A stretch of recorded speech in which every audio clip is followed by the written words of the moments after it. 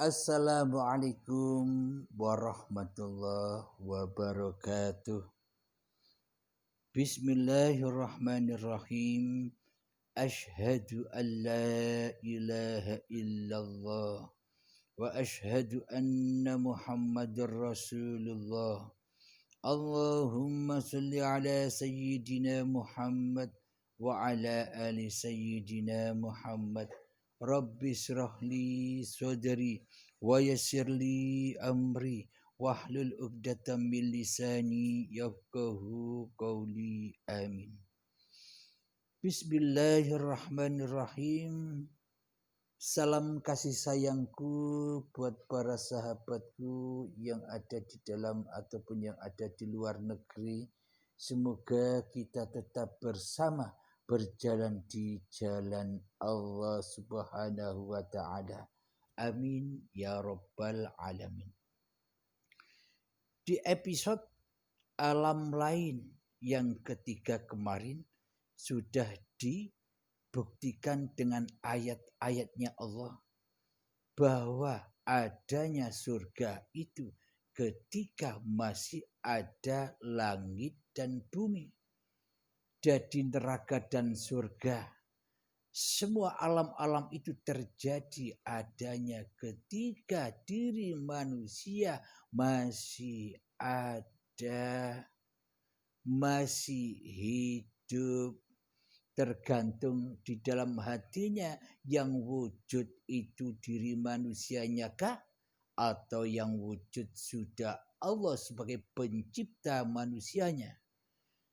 Bagi manusia yang menggoibkan Allah, bagi manusia yang masih jadi Tuhan di hatinya, maka alam-alam itu ya nanti terjadinya. Karena Allah saja goib, yang menciptakan alam-alam itu kan juga goib. Yang kita ketahui hanyalah alam dunia ini saja. Padahal semua alam-alam itu sudah terjadi, sudah ada ketika dirimu ada. Jika manusiamu sudah tak ada lagi di dunia ini, sudah selesai, sudah. Nah, jadi apa yang diceritakan di syariat itu memang benar. Tapi kebenaran itu ketika manusianya sudah kembali kepada Tuhannya, sudah rojiun hatinya kepada Tuhannya, maka nyatalah apa-apa yang diceritakan di syariat itu benar adanya. Tidak angen-angen lagi. Melihat alam akhirat sudah nyata, melihat alam kematian sudah nyata, melihat alam kubur sudah nyata, melihat siksa kubur sudah nyata, melihat hari kiamat sudah nyata, melihat hari kebangkitan sudah nyata, melihat alam yaumul hisab, alam timbangan sudah nyata, melewati siratal mustaqim sudah nyata, surga dan neraka sudah nyata semua bagi manusia yang sudah kembali kepada Tuhannya. Akan tetapi bagi manusia yang masih menjadi Tuhan, bagi manusia yang masih berada di dalam golongan Fir'aun, bagi manusia yang masih terlena akan tipu daya iblis dan setan di hatinya, semua itu hanya angan-angan. Bagaimana mungkin bisa melihat kenyataan itu semua? Sementara Allahnya juga angan-angan, ibadahnya angan-angan, semuanya bujukan semua, semuanya kedustaan semua, semuanya kekufuran semua. Jadi semuanya serba angan-angan. Nyata bukan? Bagaimana bisa kita berpindah dari alam dunia ke alam akhirat? Carilah guru yang bisa menuntun hati kita sampai kepada Allah.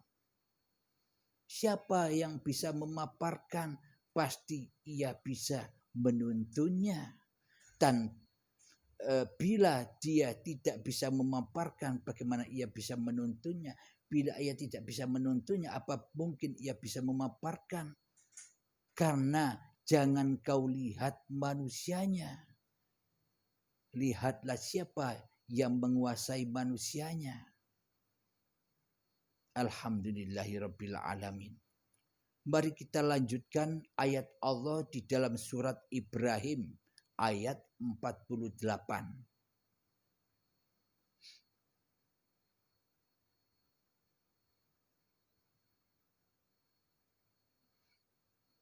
Yang mana artinya pada hari diganti bumi dengan bumi yang lain dan semua langit, dan mereka akan menghadap kepada Allah yang Maha Esa, Maha Gagah Perkasa. Nah, jelas bukan apa-apa yang sudah dipaparkan selama ini. Jadi bumi linapsinya sudah diganti bumi lillahi ta'ala. Semuanya ada dalam kondisi masing-masing hati manusianya. Bila sudah berbaiat, maka manusia akan pindah dari alam bumi ke alam langit, dari alam dunia ke alam akhirat, dari alam kemanusiaan ke alam ketuhanan, ke alam lillahi ta'ala. Di dalam surat Ibrahim, coba perhatikan lagi, saya ulang artinya. Pada hari diganti bumi dengan bumi yang lain dan semua langit. Jadi bumi kata manusia, tapi bagi manusia yang sudah beriman kepada Allah, maka bumi ini sudah menjadi akhirat. Apa akhirat? Bahwa apapun pergerakan, bahwa apapun aktivitas diri ini sudah diaktivitasi, sudah digerakkan, sudah diafali oleh Tuhan pencipta diri manusia itu sendiri. Inilah langit itu. Jadi bumi sudah diganti dengan bumi yang lain, yakni berupa langit. Langit dan bumi, dunia dan akhirat. Inilah lambang Rabbana atina fid dunya hasanah wa fil akhirati hasanah wa qina adzabannar. Bumi berada, badan berada di bumi, tapi hati sudah berada di langit. Badan ada di dunia, tapi hati sudah di akhirat. Badan berupa manusia, tapi jiwanya sudah dikuasai Tuhannya. Jadi semua yang dipaparkan ini sudah ada teraplikasi di dalam Al-Quran. Jadi paparan ini semua paparan Al-Quran. Tapi yang dalam, yang rahasia, yang mutasabihat, yang jarang sekali diunggah oleh manusia. Karena inilah rahasia di atas rahasia. Jadi hanya Allah lah yang bisa mengunggah ini semua.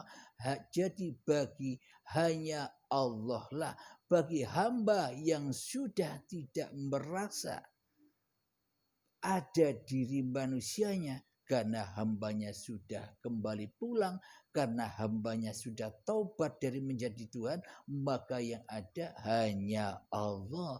Karena Allah lah yang tahu rahasia Allah. Jika di hati Anda masih wujud diri manusia Anda, selamanya Anda akan tersesat jauh dari Allah. Selamanya Allah akan goib bagi Anda, dan selamanya Anda tinggal di dalam neraka jahanamnya Allah, disiksa dengan apa-apa yang Anda cintai selain Allah. Dan mereka akan menghadap Allah. Saya ulangi lagi, sekali lagi artinya di surat Ibrahim ayat 48. Pada hari diganti bumi dengan bumi lain dan semua langit. Dan mereka akan menghadap kepada Allah yang Maha Esa, Maha Gagah Perkasa. Jadi di dalam hatinya sudah tiada kemanusiaan, yang ada hanyalah Allah sebagai pencipta dan penguasa manusianya. Manusianya kemana? Ya meneng-meneng wae, tanpa suara, tanpa huruf. Karena sebenarnya yang tak bisa bersuara dan yang tak bisa berhuruf kan manusia. Siapa yang mengeluarkan suara? Siapa yang mengeluarkan huruf? Apakah manusia mampu? Selama ini kita tertipu daya oleh iblis dan syaitan. Kita disuruh mengakui di dalam hati kita. Kita disuruh mengiktikoti akidah di dalam hati kita bahwa sebenarnya Allah itu tak bersuara dan tak berhuruf. Berarti Allah tidak bisa apa-apa. Dan berarti Allah tidak bisa berposisi sebagai siapa-siapa. Ibaratkan sang dalang diam saja, wayangnya yang ribut sendiri. Dalangnya menonton wayang yang ribut sendiri. Apa memang demikian? Apakah manusia bisa jalan sendiri, mondar-mandir sendiri di pelepah pisang, sementara sang dalang diam-diam saja menyaksikan manusianya yang berperang? Apakah memang begitu cara bertuhan kita selama ini? Nah, maka apa yang ada di luar diri, apa yang tersyariatkan di luar diri, sejatinya sudah ada semua di dalam diri. Yang di luar diri itu hanyalah kiasan-kiasan saja, hanyalah sanepan-sanepan saja. Itu semua sudah teraplikasi di dalam diri manusianya. Tinggal kita berada di golongan mana? Di golongan kafirin apa muslimin? Di dalam golongan Fir'aun apa di dalam golongan para nabi dan rasul? Hati kita sendiri yang tahu. Jangan menilai orang lain. Nilailah diri kita sendiri. Ku anfusakum. Selamatkanlah dirimu dahulu. Baru engkau akan bisa menyelamatkan orang-orang di sekitarmu. Baru akan selamat semua manusia yang selalu kau nilai, yang selalu kau pandang, yang selalu kau rendahkan akan selamat darimu. Karena apa? Karena dirimu sudah tidak ada. Yang ada hanya Allah. Maka semua makhluk akan selamat dari penilaianmu. Karena dirimu sudah selamat, maka selamatlah orang lain darimu. Tapi bila dirimu belum selamat, tapi bila dirimu masih menjadi Tuhan, tapi bila dirimu masih di alam dunia, di alam linafsi, maka manusia tidak akan selamat darimu. Manusia tidak akan selamat dari caci makimu. Manusia tidak akan selamat dari prasangka burukmu. Itulah alam neraka. Maka maka berjihadlah, berpindahlah dengan cara apa? Berbaiat. Alhamdulillahirabbil alamin. Nyatalah apa yang dipaparkan selama ini. Ketika bumi sudah berubah jadi langit, maka manusia akan menghadap kepada Allah, yakni di dalam hatinya.